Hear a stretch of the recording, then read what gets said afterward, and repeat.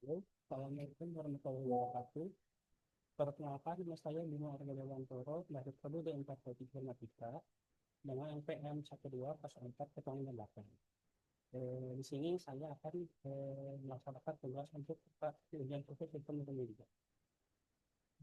Tugasnya adalah mempromosikan dan menjelaskan eh, prodi informatika itu seperti apa supaya eh, untuk maba-maba maka lebih tertarik ke D4 di informatika. Sebelumnya saya akan menjelaskan dulu. Program studi D4 Teknik Informatika adalah sebuah disiplin ilmu rekayasa yang mengkombinasikan antara teknologi informasi dengan konsep rekayasa. Teknik informatika merupakan area pengetahuan interdisipliner yang berfokus pada penerapan dan aplikasi komputerisasi tingkat advance. Teknik informatika juga merupakan pengembangan sistem informasi perusahaan dengan pendekatan top-down yang membentuk satu bagian dari arsitektur sistem secara keseluruhan. Oke, jadi seperti itu penjelasan dari itu D4 Teknik Informatika. Kenapa harus masuk D4 Teknik Informatika? Karena prospek kerjanya itu banyak banget. Saya akan menjelaskan satu-satu.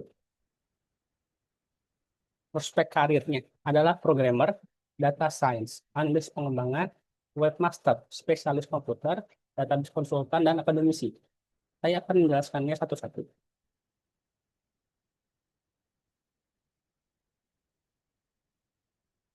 Yang pertama tadi programmer. Contohnya itu ya mungkin kalau kalian yang dulunya basicnya ada di SMK terus masuk ke RPL atau TKJ pasti nggak asing dengan kata programmer. Contoh kerjaannya adalah membuat aplikasi mobile untuk layanan keuangan supaya lebih aman. Yang kedua adalah data scientist. Apa itu data scientist? Contoh kerjaannya adalah menganalisis perilaku pengguna untuk meningkatkan rekomendasi produk. Jadi produk untuk dijual ya biasanya itu untuk lebih teratur lah.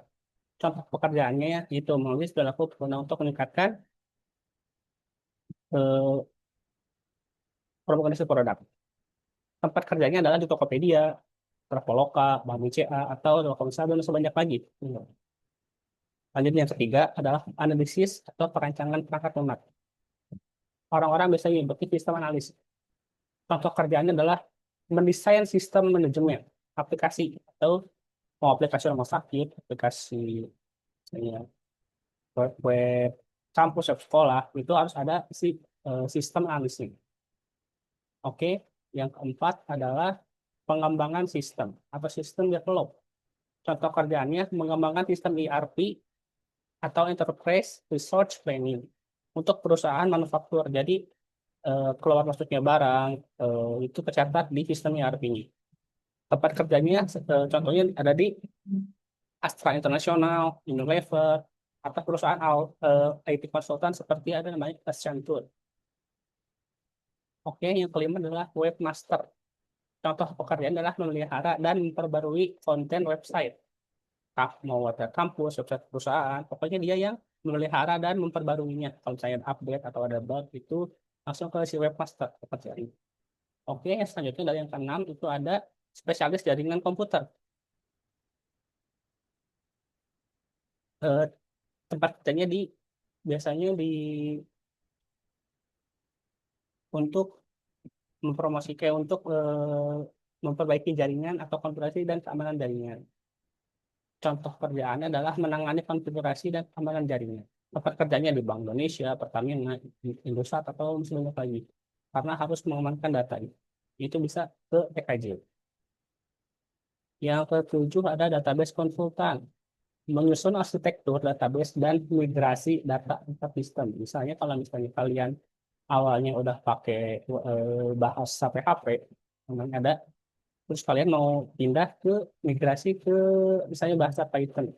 Nah, si database konsultan itu perlu perlu datangkan dia yang bisa menanganinya gitu. Yang kedelapan adalah akademisi. Akademisi itu seperti dosen, guru-guru, atau yang lain-lain. Jadi untuk tugasnya untuk memberikan ilmu ke yang ya untuk memberikan bagi ilmu gitu. Oke, selanjutnya ada jalur pendaftaran sebenarnya ada RPL, undangan, pindahan, rapor, dan beasiswa grup. Oke, sekarang saya akan menjelaskan jalur pendaftaran yang dulu sih. Mungkin kalian ingin tahu berapa harganya untuk biaya pendaftaran ini dan lain-lain dan kapan ditutup pendaftaran. Yang pertama adalah jalur RPL. Itu dibukanya dari tanggal 26 Juli 2025 sampai 29 Agustus 2025. Untuk biaya daftarnya itu ada di angka 500.000. Jalur ahli jenjang. Dibukanya dari tahun kemarin ada di tanggal 31 Desember 2024. Dan akan ditutup di 30 September 2025. Untuk biaya pendaftarannya 300.000.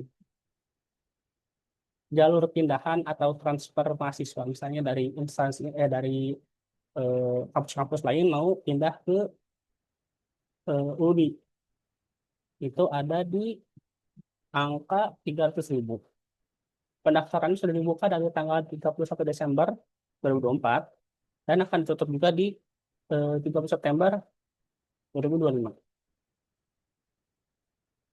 Oke. Terus kelas karyawan reguler itu pendaftaran dibuka dari tanggal 26 Maret 2025 sampai 30 September 2025 dengan biaya pendaftaran 300.000. Jalur raport.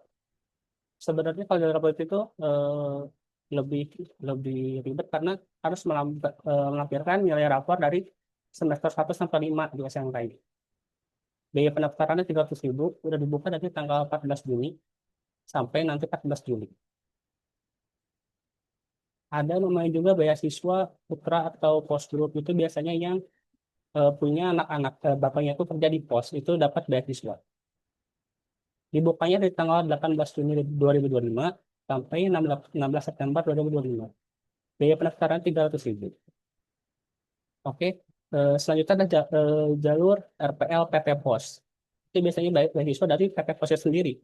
Itu dengan di angka pendaftaran 300.000 juga dari tanggal 18 Juni kemarin sampai 29 Agustus 2025. Mungkin untuk biaya pendaftaran dan jalur pendaftaran sudah cukup. Saya akan menjelaskan sekarang tentang bentar, tentang mata kuliah unggulan. Di sini sebenarnya masih banyak mata kuliah unggulan, tapi yang menurut saya penting dan unggul bagi saya adalah di pemrograman dan algoritma. Itu karena kunci dasar algoritma untuk masuk ke D4 ketika basis data, web service, AI, sistem informasi geografis, data mining, dan expert system dan stadium general. Mungkin itu saja yang bisa saya sampaikan. Mohon maaf bila banyak salahnya. Assalamualaikum warahmatullahi wabarakatuh.